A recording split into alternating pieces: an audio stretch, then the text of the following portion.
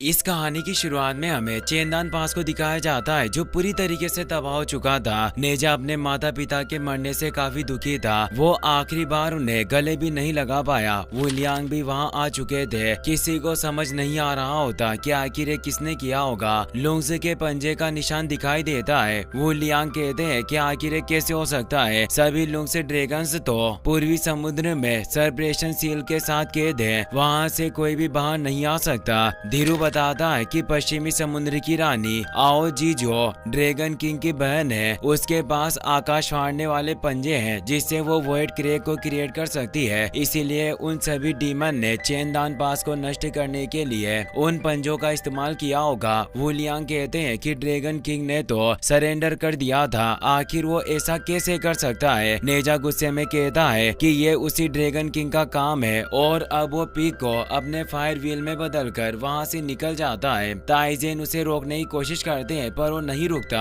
और वो कपाल पर्वत की तरफ बढ़ता है क्योंकि वो लुंग्स ड्रैगन से बदला लेने के लिए आओ बिंग को उसका शरीर लौटाकर अपना कर्ज उतारना चाहता था, जिसके लिए उसे संजीवनी बूटी चाहिए थी। इसीलिए वो थर्ड ट्रायल को पास करने के लिए कपाल पर्वत पर पहुंच जाता है जहां नेजा को दानव रानी शीजी को पकड़ना था। नेजा उसे कहता है कि दानव आज मैं तुम्हें नहीं छोड़ूंगा। शीजी बोलती है कि मैं कोई दानव नहीं बल्कि एक रानी हूँ, पर नेजा काफी गुस्से में था। वो उसे किक मारकर दूर फेंक देता है और गुस्से में शीजी को पीट पीट कर उसकी हालत काफी बुरी कर देता है और अपनी फायर पावर से उसकी बॉडी को खत्म कर देता है। लेकिन शीजी मरी नहीं थी। अंदर से एक जायंट हाथ बाहर आता है क्योंकि वो पूरा पर्वत ही शीजी डीमन था जिससे वो नेजा को मारने की कोशिश करती। नेजा माउंटेन से बाहर आ गया पर अब शीजी अपने जायंट हैंड के नीचे नेजा को दफन कर देती है और वो काफी खुश हो रही थी कि उसने नेजा को मार डाला। पर अब नेजा अपनी पूरी फायर पावर का इस्तेमाल करने लगता है। आओ बिंग उसे इतनी ज्यादा पावर इस्तेमाल करने से मना करता है पर नेजा उसकी नहीं सुनता और अपने फायर के जायंट लोटस में शीजी डीमन को जलाकर राख करने लगता है। ताइजेन और धीरू भी उसी तरफ आ रहे थे। ताइजेन परेशान थे कि नेजा गुस्से की आग में भड़क उठा है। शीजी डीमन मारी गई पर उसका एक छोटा सा रूप अभी भी जिंदा बच गया था, इसीलिए वो वहाँ से भागने लगी। पर ताइजेन अपने अग्नि जाल के अंदर उस शीजी डीमन को कैद कर लेते हैं। नेजा की बॉडी में काफी सारे क्रैक्स क्रिएट हो गए थे क्योंकि उसने काफी ज्यादा जोर लगाया था। ताइजेन ये देखकर परेशान हुए। तभी धीरू वहाँ आकर पूछता है कि आखिर यहाँ आग कैसे लगी। नेजा के पास तो बर्फ की पावर थी। ताइजेन कहते हैं कि तुम्हें ये किसने कहा। नेजा को मैंने बर्फ और अग्नि दोनों पर कंट्रोल करना सिखाया है। इसकी शक्तियाँ दोनों का मिश्रण है क्योंकि ये कोई नॉर्मल इंसान नहीं बल्कि आत्मिक मोती से जन्मा बच्चा है।